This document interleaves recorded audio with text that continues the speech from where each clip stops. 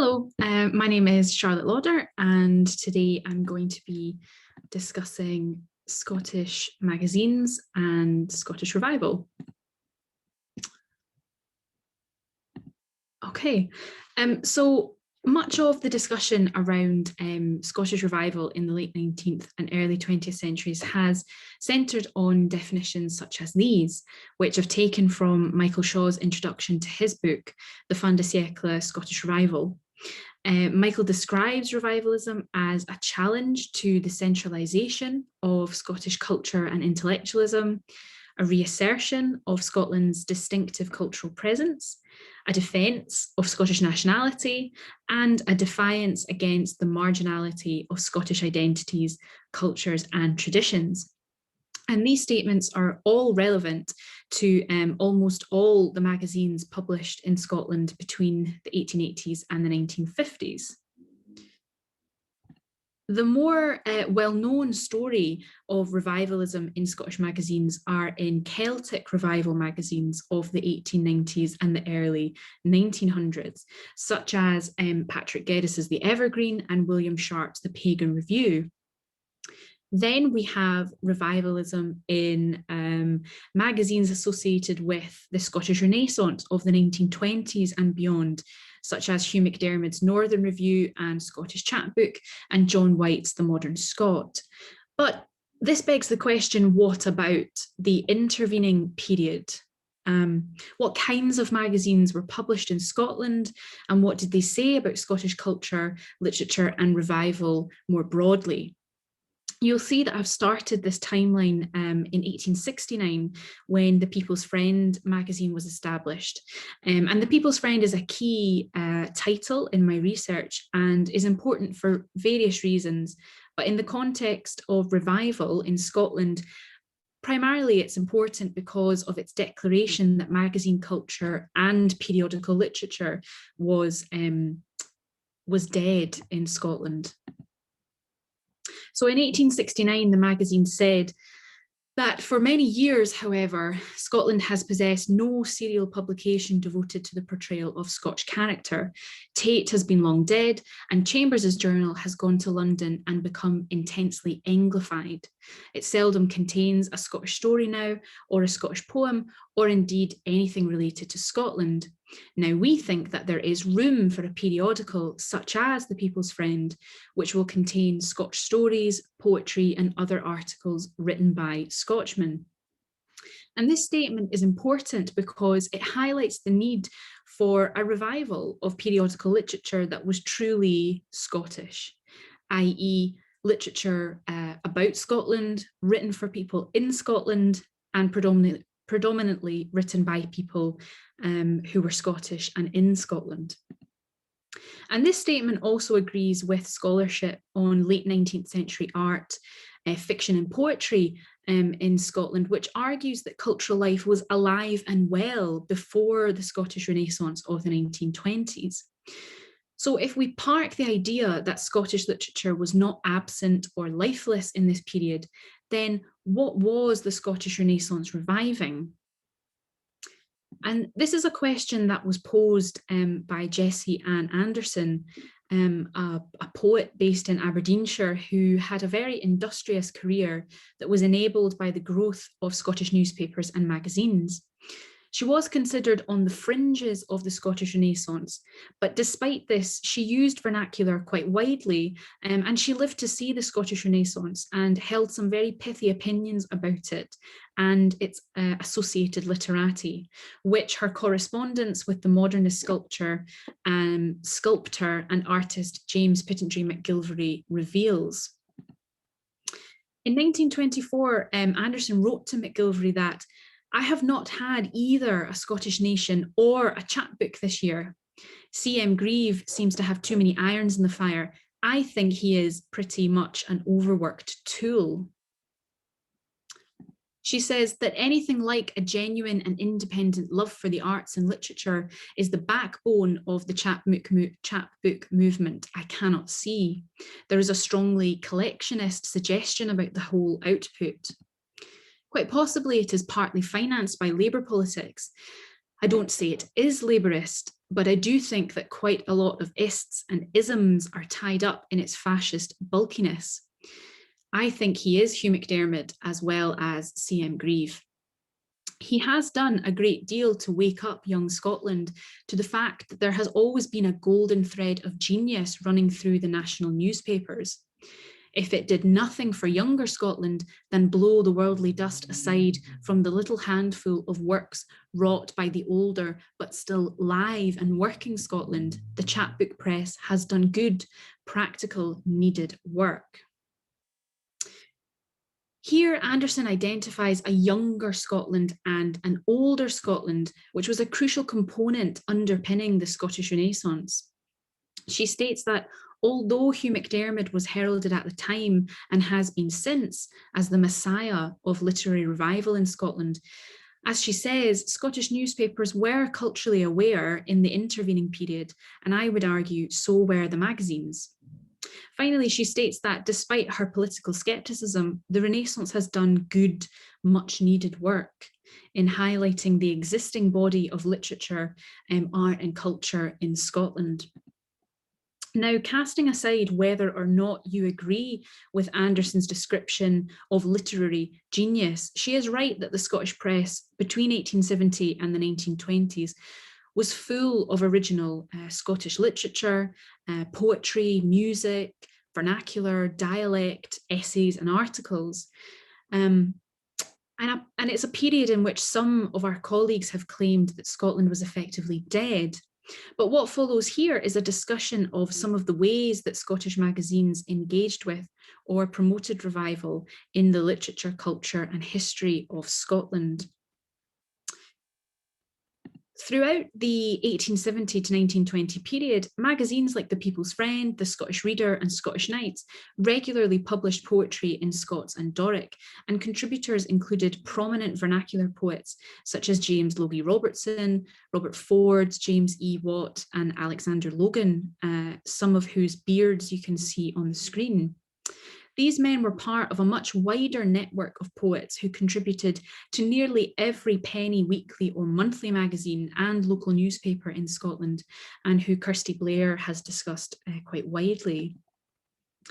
A renewed appreciation for Scottish music is also present in magazines in this period. In the Perthshire magazine, for example, the Scottish musician and journalist J. Cuthbert Haddon contributed a weekly column called Scottish Musical Notes. And in 1912, the Dunedin Association was established, whose honorary president was Andrew Lang, and whose official organ was the Dunedin magazine, which proclaimed that the association was established as a protest against the indifference shown to Scottish music and poetry, and to encourage a distinctive Scottish school of musical utterance. The promotion of Scottish song and balladry was also widespread.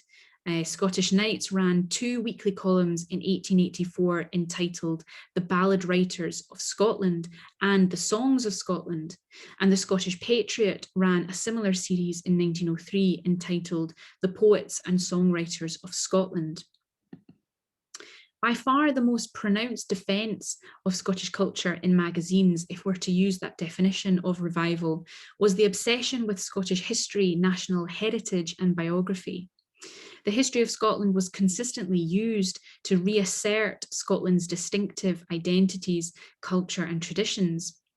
And as you might expect, the most frequently discussed Scottish national figures were Robert Burns and Walter Scott, who you can see here on the frontispiece of the People's Friend volume for 1890. The obsession with Scotland's past manifested itself in biographies of famous Scottish figures, such as the series Scottish Men and Women of Today in The People's Friend, Historic Romance and Biography in The Scottish Reader, Knights with Famous Scotch Folks in Scottish Knights, and Some Notable Scots in The Scottish Patriot. And the focus on celebrating historic figures was mirrored in the Scottish book trade. Between 1896 and 1905, the Edinburgh-based publishing house Oliphant, Anderson and Ferrier published 42 books in their famous Scots series, which featured biographies of James Watt, Adam Smith, George Buchanan, Robert Louis Stevenson, Robert the Bruce, and William Wallace. As James Coleman has discussed, the focus on commemoration and memorialisation of the past in 19th century Scotland was part of a much wider proliferation of Scottish collective memory, both at home and abroad, which emphasised Scotland's religious, civil and national liberty, and which in magazines was reflected in histories of the medieval wars of independence, biographies of people like John Knox, and romance stories about the Covenanters. Magazines were as much a part of this collective memory as they were a part of a wider project to educate, instruct, and entertain the reading public of Scotland. Magazines were cheap, accessible, wholesome, and were therefore accepted items of reading in leisure time. This Christmas issue of Scottish Nights is quite a good example of this overall aim. As you can see, it contains stories, poems, puzzles, conundrums, jokes, and anecdotes for old and young, alongside the sort of Christmassy looking John Knox on the cover. And combinations of aspects of revivalism, which Michael Shaw has identified, exist in magazines like Caledonia, an Aberdeen-based magazine with a very limited run of just 2 issues in 1895. Subtitled A Monthly Magazine of Literature, Antiquity and Tradition, chiefly Northern, the magazine published articles on Robert Louis Stevenson, Lord Rosebery and J.M. Barrie, among others, as well as original fiction, poetry, reviews and essays on Jacobitism, astrology and the occult. And the magazine was illustrated by John Young, master of Forfar Art School and later the Victoria School of Science and Art in Elgin. And I think it's quite interesting to consider Young's illustrations of fairies and fantastical looking cherubs alongside the illustrations in Geddes' The Evergreen, which this magazine was a direct contemporary of. Magazines like Caledonia were at the forefront of the defence of Scottish culture in the face of large-scale publishing in London. Another example is the Scottish Review, which was published in 1882 to 1900, and then from 1914 to 1920. Originally, the magazine was edited by Reverend William Metcalfe, minister of South Paisley Church. The proprietor was the 3rd Marquess of Bute, and it was printed and published by Alexander Gardner of Paisley. The Scottish Review published articles on theology, philosophy and history, and its contributors were a cosmopolitan bunch of historians, philosophers, librarians, social reformers and poets who were spread across Europe, the UK and the United States. After the death of Bute in 1900, the magazine folded, but it was revived by Rory Erskine of Mar, a very eclectic figure in the and controversial figure in the Scottish literary revival, who subtitled the magazine as a quarterly journal devoted to the cause of Scottish independence. This political iteration can be seen as an extension of the magazine's political interests from as early as 1882, it being owned by a leading Home Ruler, the Marquess of Bute, and we can trace sympathies for political nationalism in the magazine in articles such as The Land System of Ireland, The State and the Individual, An Introduction to Political Science, and The Story of the Nations, which was a regular series that discussed the history of nationalism in countries like Canada, Belgium, and Romania. And the defence of Scottish nationality that is present in the Scottish Review was spearheaded by the printer-publisher Alexander Gardner, who is, in my opinion, one of the most underappreciated figures in Scottish literature and book history. Gardner was based in Paisley and took over his father's printing business that was established in 1828 and went on to publish over 200 books of Scottish poetry, history, biography, fiction, folktales, balladry and song. And someone who recognised the importance of Gardner's contribution to Scottish literature was Hugh McDiarmid. Writing as Mountboy in the Leven Advertiser and East Weems Gazette, that crucial publication on the East Coast, he said, "The death of Mr. Alexander Gardner, the well-known Paisley publisher, removes one of the very few and one of the most outstanding of Scottish publishers. They are dying out, and their places are not being taken by a new generation like to the old. For McDiarmid, the loss of Gardner was a loss to Scottish literary culture. He said, Scottish publishing is becoming more and more centralised in London, and it is consequently becoming more and more difficult to secure the publication of specifically Scottish books. It will soon become as difficult to publish a peculiarly Scottish book on a profitable basis as it has become to promote distinctively Scottish periodicals. He went on to say that no country in Europe of like size is nearly so destitute as Scotland of weekly and monthly and other periodicals of a literary or learned kind, devoted to specifically arts and affairs. The repercussions of this lack of organs on Scottish cultural developments is inevitable. Despite McDiarmid's lament for a lack of culturally engaged periodicals, there were a slew of magazines concerned with Scottish arts and affairs published between 1900 and 1918. These include Scottish Arts and Letters, the Fiery Cross, the Scottish Patriot, the Thistle, and the Scottish Nation. They were edited by prominent Scottish nationalists and Home Rulers and were closely associated with societies that promoted these movements, such as the Scottish Home Rule Association, the Young Scots Society, the Scottish Patriotic Association, the Scottish National League, and the International Scots Home Rule League. For example, John Wilson, who was the editor of the Scottish Patriot, was also long-time vice president of the Scottish Patriotic Association. Like the other magazines that I've discussed, the common thread in these magazines was the focus on Scotland's heritage and national heroes. Here you can see the masthead for the Scottish Patriot, which features the image of Robert Burns, William Wallace, John Knox, as well as the names of Neil Gow, David Kennedy, and MacCrimmon, a family of pipers for Clan MacLeod. The difference between earlier magazines and these magazines is their use of national heritage to politicise Scotland and campaign for Scottish Home Rule. And the commemoration of these Scottish figures in these magazines was as much about celebrating national identity as it was about endowing Home Rule as a movement with a historic legacy that went back to the time of Robert the Bruce. For example, here is a photograph published in the Scottish Patriot in 1905, which shows the annual gathering at the Boarstone, which is a commemorative site for the Battle of Bannockburn. And you can see marked by these stars going from my right to my left. John Wilson, editor of the Scottish Patriot, Theodore Napier, editor of the Fiery Cross, and then T.D. Wanless, editor of the Thistle. All magazine men, all nationalists in arms, and all adding to the 12 men in a tin shed vibes of their respective magazines.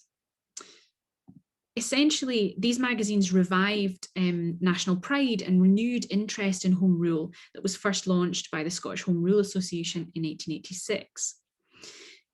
For example, Hector Macpherson, once a staunch Liberal supporter, but by 1910, a committed nationalist, in introducing his magazine, The Scottish Nation, which you can see on the screen, which was the organ of the International Scots Home Rule League, he declared that the Scottish Nation is no party organ and will be conducted in no party spirit. The aim will be to foster the national sentiment, to focus the various aspects of the national life, in a word, to give practical direction to the patriotism of Scotland. And in summarising, it's important to note that any discussion about Scottish magazines and revivalism in this period has to make reference to Gaelic language magazines and those which called themselves Celtic. And there was a very healthy corpus of Gaelic magazines, and these, like the English language ones that I've described, both popularised and politicised aspects of Gaelic, Celtic and Highland heritage and literature and culture for various aims and purposes. So Scottish magazines were part of a broad, sometimes complicated and often convoluted project of revival, which took place between the 1880s and the 1920s, and was closely tied to the movement for home rule in Scotland after 1900. Whilst others have located this movement in the establishment of national institutions like the Scottish History Society in 1886, the Scottish National Portrait Gallery in 1889, and eventually the foundation of the National Library of Scotland in 1925, magazines and the wider Scottish press were played a key part in the discussions about revivalism and cultural renewal. Although the Scottish Renaissance was a culturally significant episode in the Scottish literary revival, other forms of periodical literature and magazine culture, both before and during, are just as useful in giving us a picture of the changes and transitions in national identity and how Scotland was packaged, repackaged, and revived over time. Thank you very much.